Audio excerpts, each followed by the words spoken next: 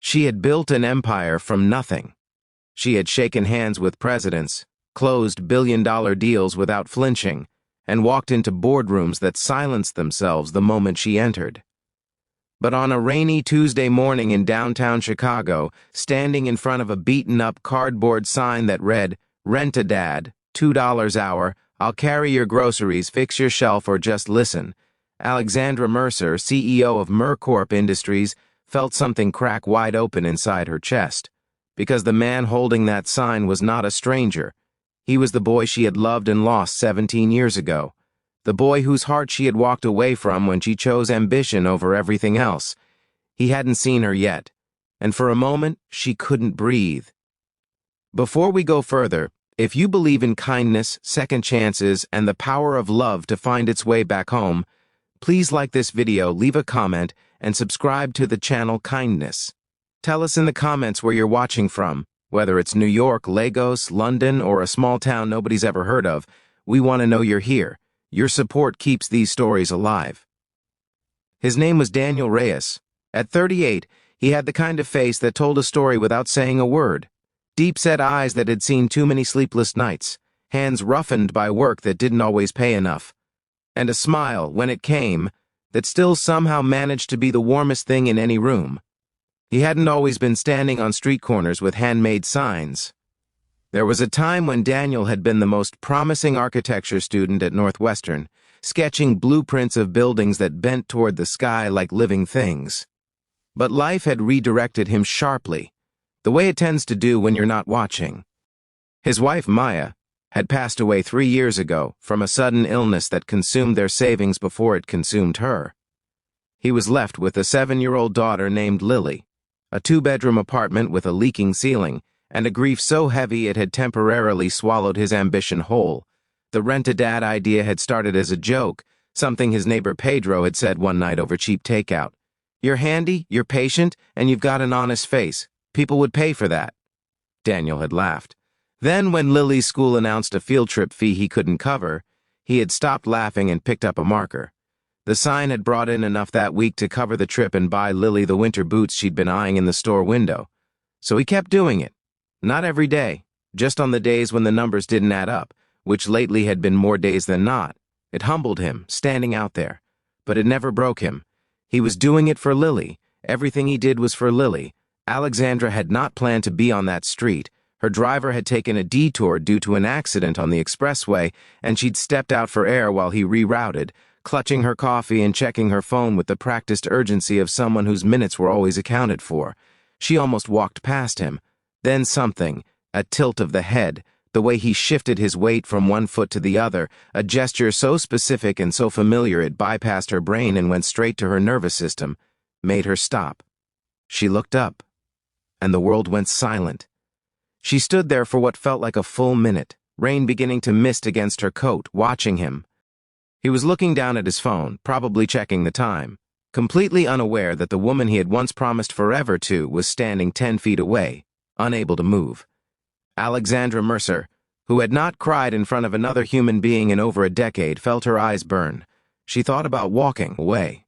She was good at that. It had been her defining skill 17 years ago, walking away from Daniel the night before he was going to propose, choosing instead the offer of a junior partnership at a firm in New York, telling herself she could have the life she wanted without carrying anyone else's dreams alongside her own. She had been 21 and terrified of becoming her mother, a woman who had loved deeply and lost everything. So she had chosen control, she had chosen ambition, and she had spent 17 years becoming extraordinary at the cost of being known. She didn't walk away this time. Instead, her feet carried her forward before her mind could argue. She reached into her coat pocket, found a $2 bill she'd been carrying as a kind of personal joke, a reminder of where she started, and she stepped up to him and held it out. He looked up and froze. The silence between them was not empty. It was full, crowded with years and grief and choices and everything that had never been said. Daniel's expression moved through shock, recognition, something that looked like pain, and then, heartbreakingly, something that looked like resolve. He straightened. He took the $2. He said quietly that he could carry her groceries or fix a shelf or just listen, whatever she needed. And his voice, steady, dignified, without a trace of bitterness, broke her open completely. She didn't have groceries. She didn't have a shelf. But she said, just as quietly, that she could use someone to walk with her for a while. And he nodded, folded his sign under his arm, and fell into step beside her like no time had passed at all, and also like all of it had. They walked for nearly an hour. Alexandra learned about Maya, about the illness, about Lily and her obsession with drawing houses in her notebooks. "She gets it from me," Daniel said, with a smile that was equal parts pride and sorrow. She learned about the leaking ceiling and the field trip boots and the neighbor Pedro who told terrible jokes and watched Lily on the hard days. She learned that Daniel had never stopped designing in his mind, that he had sketchbooks full of buildings that existed only on paper, that he believed someday, somehow, he would find his way back to it. He said this not with desperation, but with the quiet conviction of someone who had survived enough to know that surviving was itself a kind of foundation. And Daniel learned, because she told him unprompted, which surprised even her, that Alexandra was not the version of herself she had imagined becoming. That the boardrooms were real, the empire was real, but the life inside it was so carefully controlled it had stopped feeling like living. That she had dated men who admired her title and feared her intelligence. That she had an apartment in 3 cities and felt at home in none of them. That there were nights, more frequent lately, when she sat by a window in one of her high-rise offices and wondered what would have happened if she had stayed. She had never said any of this out loud before. She was saying it now, on a wet Chicago sidewalk, to a man holding a handmade sign, and it felt like the first honest conversation she'd had in years. By the time they stopped walking, the rain had turned to a thin drizzle, and the city had shifted into its midday rush around them. They stood outside a bakery with fogged windows, and Daniel said he needed to get back. Lily's school ended at 3, and he never missed pickup. Not once, not ever. Alexandra nodded. She reached into her bag and took out a business card and then stopped because it felt wrong.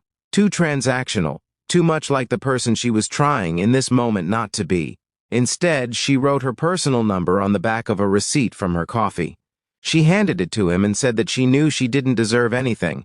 Not his time, not his forgiveness, not even a returned call, but that she was asking anyway, because some things deserved a second look, and she was only now beginning to understand which things those were. Daniel looked at the receipt for a long moment. Then he folded it carefully and placed it in his chest pocket, close. He said he wasn't making any promises, but that Lily loved the bakery behind them, and that maybe one Sunday, if she didn't have a board meeting or a country to negotiate with, she could come and find out what a real chocolate croissant tastes like. He was almost smiling when he said it. She was fully crying when she heard it.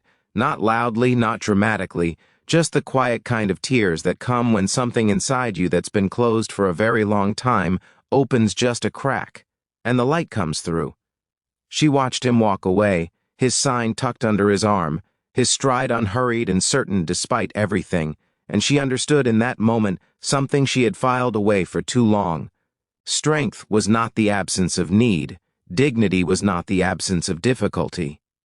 And love, real love, the kind that shows up every day for a child who needs boots and a school trip and a parent who never misses pickup, was not a weakness to be avoided. It was the whole point. She called him that Saturday. He answered on the second ring, and Lily, as it turned out, ordered 2 croissants, one for herself and one for the lady with the sad eyes who laughed like she was remembering how. If this story touched something in your heart, if it made you think of someone you lost, something you left behind, or a moment you wish you could return to, please like this video and share it with someone who needs to hear it today. Stories like this only travel as far as the kindness of the people who pass them on.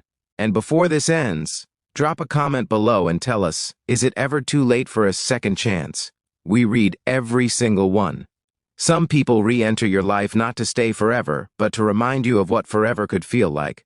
Never be too proud, too busy, or too afraid to look up from your phone. Sometimes the person holding a $2 sign is holding something priceless, and it just might be the piece of yourself you left behind.